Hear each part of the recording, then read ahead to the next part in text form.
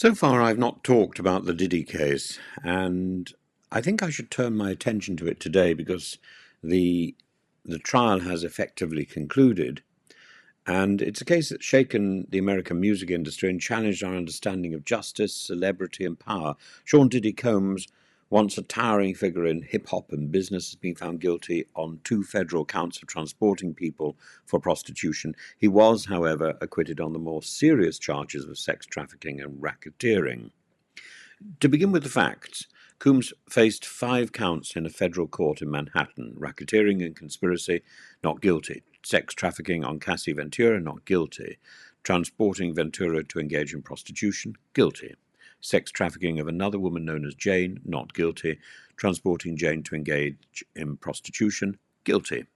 And these convictions arise from the Mann Act, a 115-year-old federal law originally meant to fight forced prostitution, but broad enough to cover transporting adults for consensual sex work. Each of these convictions carries a maximum penalty of 10 years. So the likelihood is, whether he secures bail now in the immediate future or not, he will face time in prison.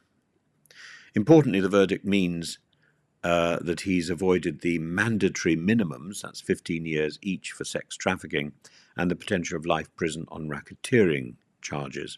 So his defence is claiming success. It's some success. This outcome follows nearly 8 weeks of harrowing testimony from 34 witnesses, including Coombs' former partner Cassie Ventura and a woman known in court only as Jane.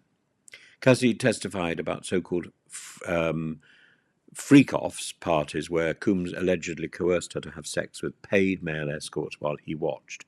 She described violence, threats of released explicit videos, and financial manipulation.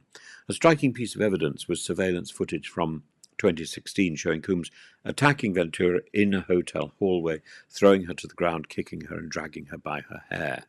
And the defence admitted to this violence but called it a lover's spat.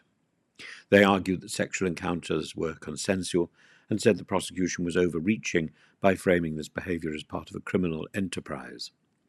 The jury struggled. On the first day of deliberations, they were deadlocked on racketeering, and Judge Aaron Submarian ordered them to keep going. Ultimately, they acquitted on the most severe counts, but found Coombs guilty of 2 Mann Act charges. After the verdict, Coombs' lawyers petitioned for his release on $1 million bail, and they cited his need to care for his elderly mother, his 6 children, and his good behaviour in jail. Judge Subramanian was unmoved. He denied bail, noting that Coombs had admitted to violent conduct and that the convictions under the Mann Act mandated detention. He told the court bluntly the defence conceded violence in his personal relationship. Prosecutors called Coombs an extremely violent man who used threats, money, and influence to control women. As a result, Coombs remains in detention at Brooklyn's Metropolitan Detention Center. His sentencing is set for October the 3rd. What does this verdict tell us about the justice system? Well, first, it shows the difficulty of prosecuting sex trafficking when the victims are adult women, when money and fame are interlocked, and when the line between consent and coercion is blurred. Despite graphic testimony and video evidence of violence, jurors were evidently unwilling to label Coombs a sex trafficker or a racketeer, and the defence successfully reframed the story as one of consensual but unsavoury behaviour. This should concern us. It sends a message, particularly to women who have been manipulated, threatened, or beaten by powerful men, that even overwhelming evidence may not suffice to secure most serious convictions.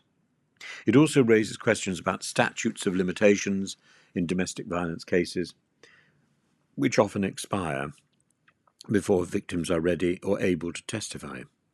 Meanwhile, Coombs faces dozens of civil suits across the country. One Texas lawyer claims to represent over 150 accusers. Whatever happens in criminal court, these civil claims will continue to dog him and may expose further misconduct. The Sean Diddy Combs trial is a case study in celebrity justice, power dynamics, and the limits of the law. He was not exonerated, far from it. He faces prison for transporting women across state lines to engage in prostitution, crimes that reveal a dark underbelly to his glamorous persona. yet he was acquitted of being the mastermind of a criminal sex trafficking enterprise. As sentencing approaches, the public will again watch closely, wondering how many years in prison will truly reflect the gravity of these crimes. We should also ask harder questions about our culture, our courts, our readiness to hold powerful men accountable, not only for isolated acts of violence, but for systems of coercion and abuse that they build and sustain.